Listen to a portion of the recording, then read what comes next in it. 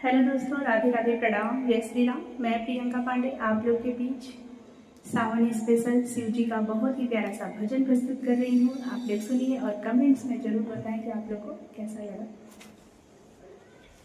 हो हमार जोगिया, हो हमार जोगिया के डिम डिम डमरू बजावेला, हमार जोगिया के डिम डिम डमरू बजावेला, हमार जोगिया डिम डिम डमरू बजावेला, हमार जोगिया।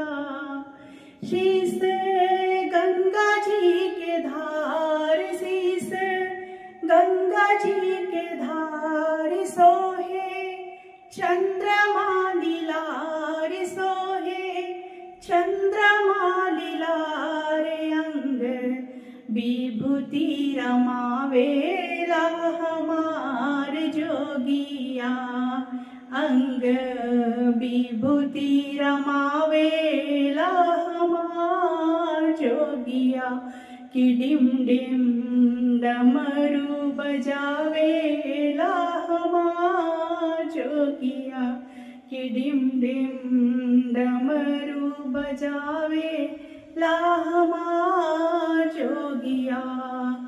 संग भूत बारियात औरी जोगिनी जमात, संग भूत बारियात औरी जोगिनी जमात, औरी नंदी चढ़ी आवेला, हमार जोगिया औरी नंदी चढ़ी आवेला, हमार जोगिया कि डिम डिम डमरू बजावेला, हमार जोगिया कि डिम डिम डमरू बजावेला, हमार जोगिया।